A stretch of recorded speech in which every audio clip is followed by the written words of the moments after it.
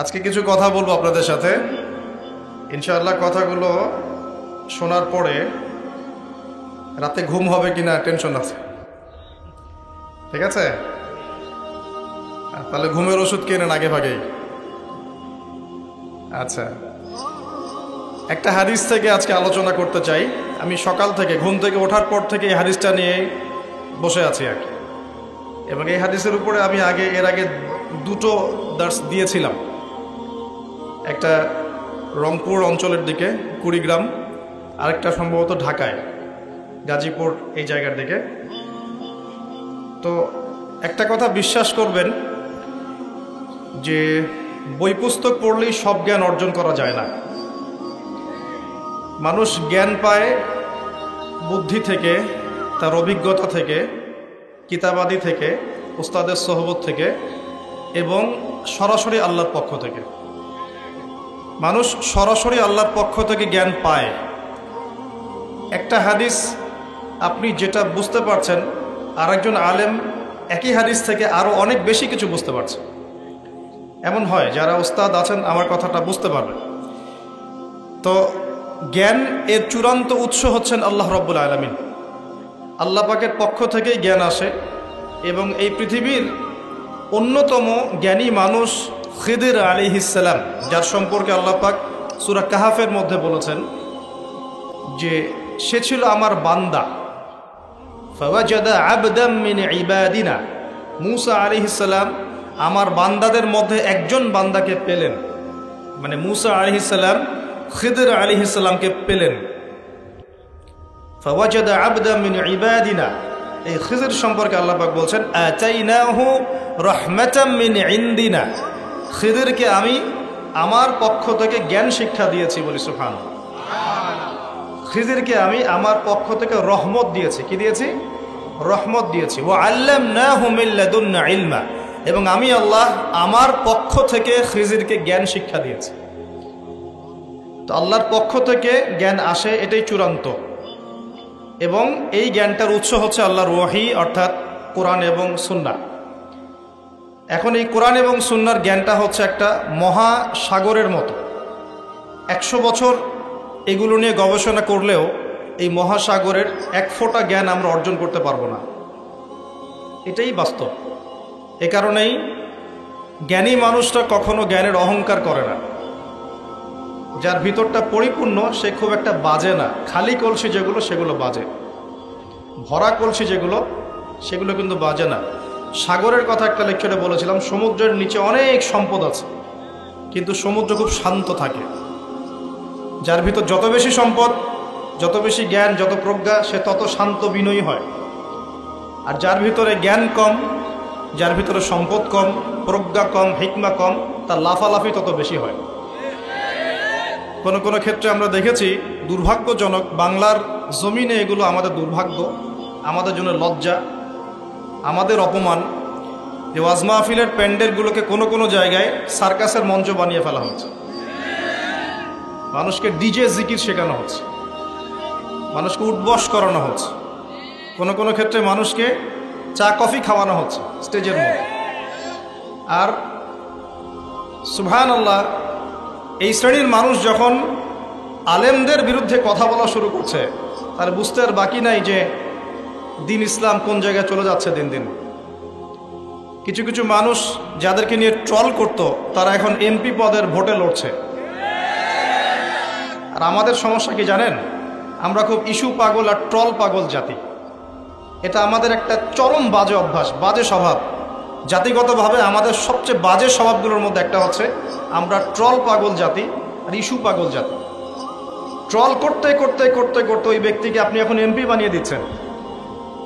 Troll করতে করতে তোমরাই ফেসবুক আর ইউটিউবার যারা আছো, তোমরা ট্রল করে কন্টেন্ট বানাতে বানাতে ওদের মেসেজগুলো সবার ঘরে ঘরে পৌঁছে দিয়েছো।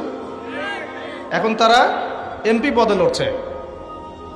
আবার ধর্মীয় ক্ষেত্রে যাদেরকে ট্রল করেছো, ট্রল করতে করতে করতে করতে তোমরা এখন তাদেরকে আলেম বানিয়ে ফেলেছো।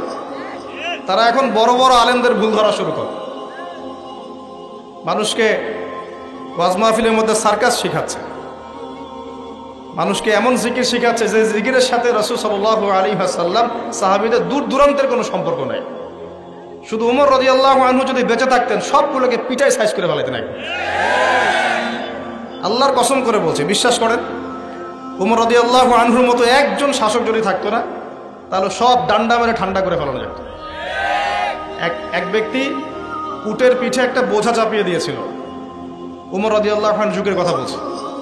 উটের পিঠে বোঝা চাপিয়ে দিয়েছে, এই বোঝায় উট চলতে পারছে না, নুয়ে পড়ছে। উমর রাদিয়াল্লাহু আনহুর হাতে একটা লাঠি ছিল, এই লাঠি দিয়ে সেই ব্যক্তিকে ডেকে তিনি দুটো মাইট দিলেন। দেওয়ার পরে ওই ব্যক্তি বলছে, বিআইয়ি যামবিন আমিরুল মুমিনিন, কোন পাপের কারণে আমাকে মারলেন হে আমিরুল মুমিনিন? তিনি বলছেন যে তুমি কি জানো না যে নবী সাল্লাল্লাহু আলাইহি ওয়াসাল্লাম পশু প্রাণীর অধিকার নিয়ে কথা বলেছেন?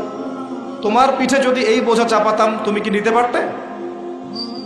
তোমার কি এই পশু বা প্রাণীর প্রতি কোনো দয়া মনোভাব নাই? এর কোনো হক নাই তোমার কাছে? এত সূক্ষ্ম ছিল তার বিচার, এত সূক্ষ্ম ছিল। আপনারা জানেন না, মনে পড়ে না ওই ঘটনা যে মায়ের বাচ্চারা না খেয়ে শুয়ে আছে, কান্নাকাটি করছে। আমিরুল মুমিনিন ছদ্মবেশে রাত্রেবেলা ঘুরে বেড়াতেন। যখন দেখলেন যে শিশু কান্না করছে, জিজ্ঞাসা করলেন কেন কান্না করছে? বলছেন ফিল আলজু আমিরুল মুমিনিন, ক্ষুধার কারণে। হাদা ওয়াল্লাহি হাদা বাইনি ও বাইনা ওমর, আল্লাহর কসম করে বলছি এটা ওমর আর আমার মাঝখানের ব্যাপার। এই মহিলা বলছে। ওমর রাদিয়াল্লাহু আনহুর কলিজাটা কেঁপে উঠেছিল। তিনি বলেছেন আল ফারাজুন করিব ফান্তাজিরি, অপেক্ষা করো হে আমার বোন, নিশ্চয়ই উদ্ধার নিকটেই। ফরজন করিব। তিনি ওখান থেকে চলে গেলেন মদিনায় হেঁটে হেঁটে। সেখানে গিয়ে নিজের পিঠে সে আটা বা ময়দা যেটা বলি আমরা, এগুলোর বস্তা উঠালেন, জব এই টাইপের উঠিয়ে নিজে হেঁটে হেঁটে এই বস্তা কাঁধে বহন করে মহিলার বাসা পর্যন্ত এসে নিজ হাতে তাকে রান্নাবান্না করিয়ে বাচ্চাটাকে খাইয়ে দিলেন। তারপর আল্লাহর কাছে ইস্তেগফার করছে। এ সময় তার পাশে একজন সাহাবী ছিলেন, তার নাম ছিল আসলাম রাদিয়াল্লাহু আনহু। তিনি বলেছিলেন আনা আহমিলু ইয়া আমিরুল মুমিনিন, হে আমিরুল মুমিনিন আমাকে দিন, আমি বোঝাটা বহন করি। তখন উমর রাদিয়াল্লাহু আনহু যে কথাটা বলেছিলেন, এই একটা কথাই পুরো বিশ্বের পলিটিক্যাল সিস্টেম পরিবর্তন করার জন্য যথেষ্ট। এই একটা শব্দ, এই একটা কথা। সেটা কি? তিনি বলছেন হাল তাহমিলু উজরি ইয়াউমাল কিয়ামাহ, তুমি আজকে আমার এই আটার বস্তা বহন করতে চাচ্ছ আসলাম, কালকে আমাদের মাঠে কি তুমি আমার পাপের বোঝা বহন করবে? হাল তাহমিলু উজরি ইয়াউমাল কিয়ামাহ, তুমি কি কিয়ামতের মাঠে আমার পাপের বোঝা বহন করবে, আমার দায়িত্ব বহন করবে? আমি যে আমিরুল মুমিনিন, আমাকে আল্লাহ পাক বিশাল দায়িত্ব দিয়েছেন, যখন হিসেব নেবেন তুমি কি আমার পাপের হিসেব দিবে? এই একটা সেন্টেন্স যদি প্রত্যেক পলিটিশিয়ানের কলিজার মধ্যে ঢুকে যেতে পারে, সোনার বাংলা ইসলামিক খেলাফত কায়েম হয়ে যাবে। সিস্টেম কোথায় উমর রাদিয়াল্লাহু আনহুর, আর এই বিশ্ব চলছে কিভাবে? এখন বেশি বললেও সমস্যা, বেশি বলাও যাবে না। আধ্যাত্মিকভাবে এই জন্যে আল্লাহর কাছে তওবা করে ফিরে আসার দাওয়াত তো দেওয়া যাবে নাকি? আল্লাহ রাব্বুল আলামিন যাকে যত বড় দায়িত্ব দিয়েছেন তার কাছে তত কঠিন হিসাব নেবে, এটা চূড়ান্ত। এই স্টেটমেন্ট আপনি পাল্টাতে পারবেন না। আল্লাহ পাক যাকে যত বড় দায়িত্ব দিয়েছেন তার কাছ থেকে তত বড় হিসাব নেবেন। যার দায়িত্ব যত কম তার হিসেব তত আসান। হিসেব কঠিন হবে মূলত দুই শ্রেণীর মানুষের।